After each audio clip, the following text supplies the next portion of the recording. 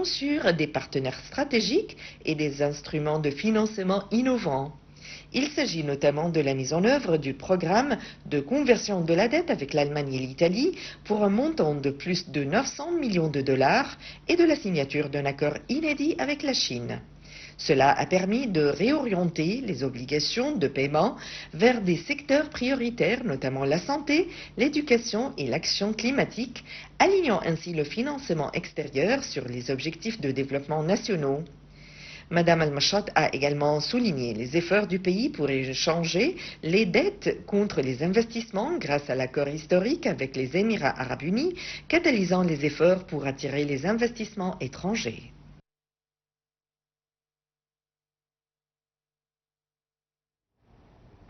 Et pour aborder ce sujet, nous avons le plaisir d'accueillir au bout du fil Monsieur Keteti Joseph. Vous êtes journaliste spécialisé dans les affaires africaines. Bonjour. Salut journalistes et salut à tous les spectateurs de Nil TV International. Bienvenue sur Nil TV International. Alors, la ministre de la Planification, Rania Al-Mashhad, a souligné que la volonté d'investir ne dépend pas uniquement du volume des flux entrants, mais aussi de leur qualité et de leur impact. Veuillez nous donner plus d'explications sur ce point. Voilà, la première des choses, c'est la 4e session qui se tient en Espagne. L'Afrique tout entière, et Nil TV et l'Égypte, et nous sommes là pour souhaiter et pour nous représenter nos remerciements, nos vivres auprès du peuple et l'Espagne qui vient d'organiser cette conférence qui est très importante pour l'avenir de l'Afrique et surtout pour la génération future. Sans le présent, sans le passé, il n'y a pas le présent, sans le présent, il n'y a pas le futur. Nous remercions infiniment le peuple et le gouvernement espagnol. Vous devez savoir que dans cette session-là est soulevé par les hautes personnalités Moses Filakati, porte-parole représentant de l'OIA dans les domaines agricoles, développement rural, c'est-à-dire économique et affaires environnementales, Marie-Brice Goldman, c'est le secrétaire général adjoint pour le développement et l'assainissement économique, et Mahmoud Ali Youssef, il est représentant de l'Union africaine pour ce qui concerne le développement et l'aide.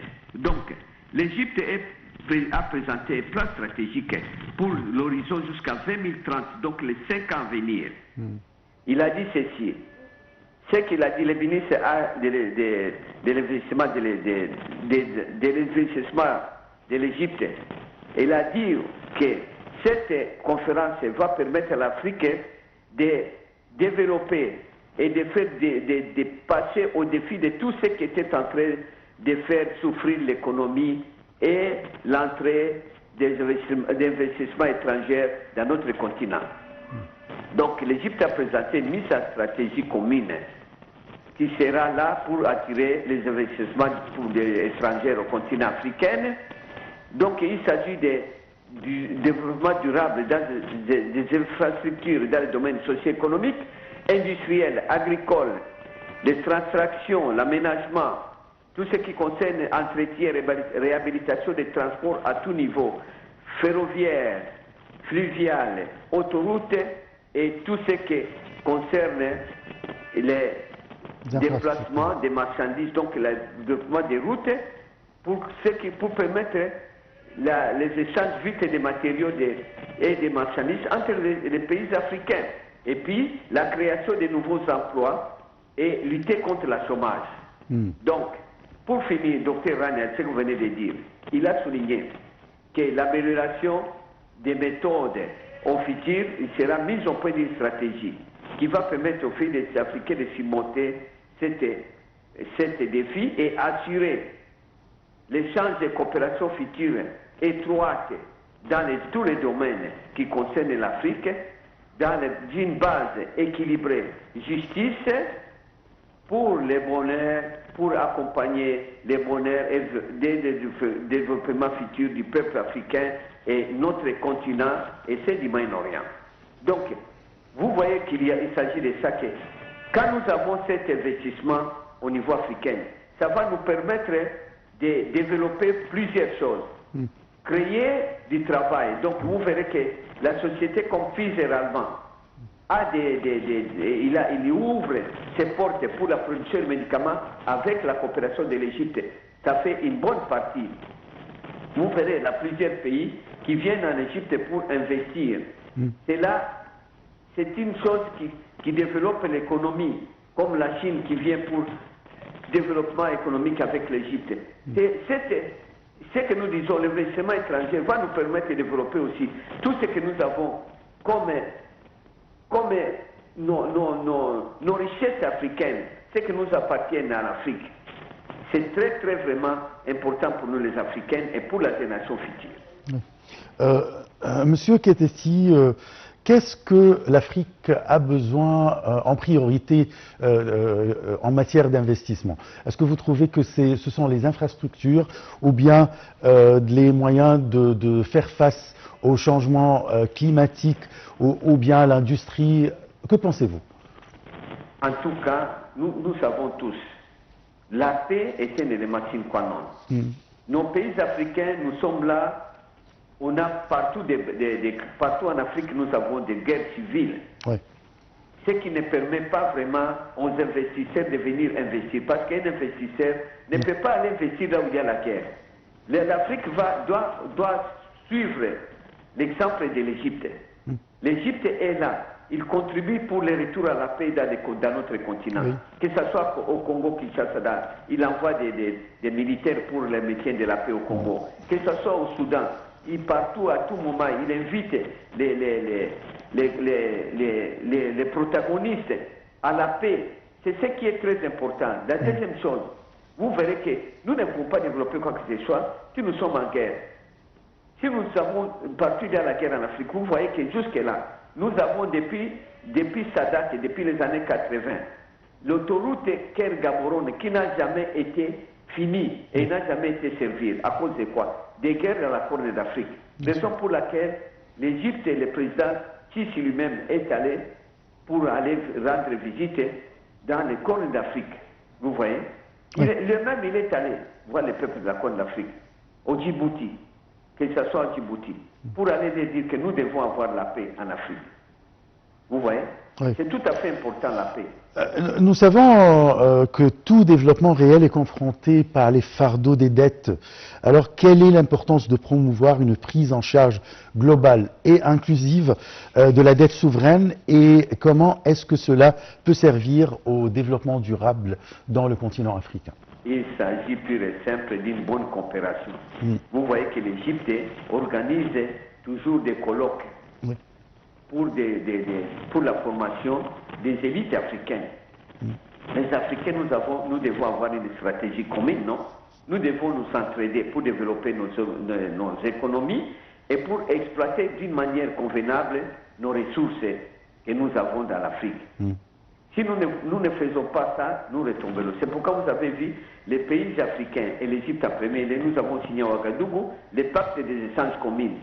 Nous avons créé l'organisation des pays dans la COMESA et la SADC. Tout ça, c'est pour nous permettre de coopérer, des échanges entre nous les Africains et de combattre les défis que nous sommes en train de subir, l'Afrique. C'est ce qui va nous permettre à développer l'Afrique. Nous devons tout d'abord nous unir, nos coopérations dans tous les domaines, dans les domaines que ce soit économique, dans les domaines que ce soit agricole, dans les domaines que ce soit l'aménagement territorial et tout ça, ça va nous permettre de développer l'Afrique.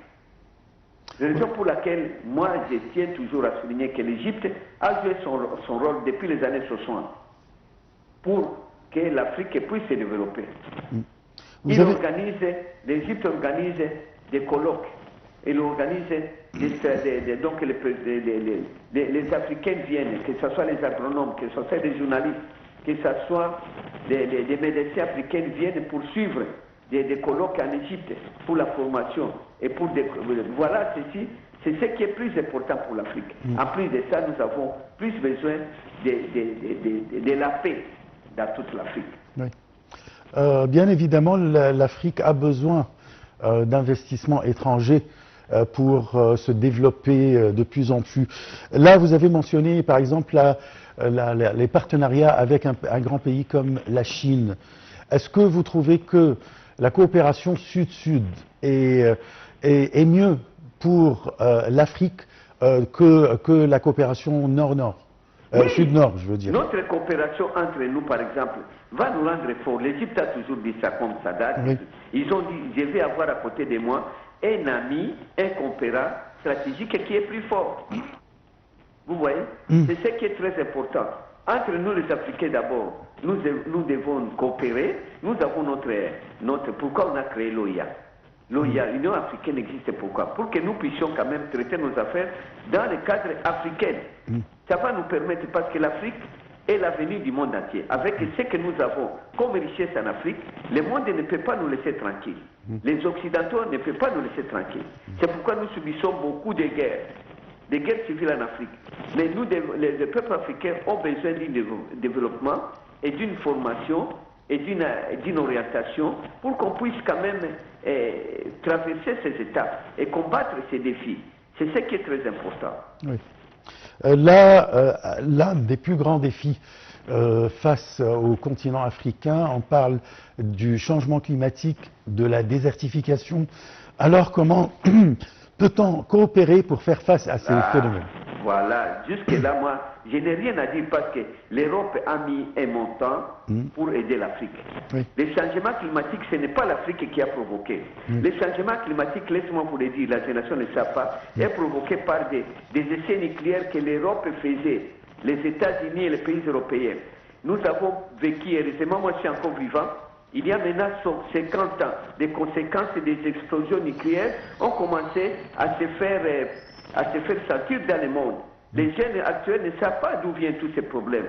Nous avons gâté l'ozone qui nous protégeait contre les rayons solaires. Maintenant, nous payons les pots cassés. Les pots cassés. Ouais. Et les pays européens doivent venir nous assister pour que nous puissions traverser cette étape parce qu'ils sont à la base. Ils sont à la base de tout ce que nous subissons. Parfait. Et les pays africains doivent aussi continuer à lutter contre la sécheresse. Oui. Je vous remercie beaucoup. C'est parfait, c'est très clair ce que vous venez d'expliquer, Monsieur Keteti et Joseph. Je rappelle que vous êtes journaliste spécialisé dans les affaires africaines. L'Afrique est le continent le moins pollué du monde, mais paye un lourd tribut aux effets des changements climatiques qui risquent de paralyser tous les domaines du développement si rien n'est fait pour améliorer les données actuelles. Le changement climatique reste un problème urgent et croissant sur le continent. Certains pays sont confrontés à des inondations exceptionnelles dues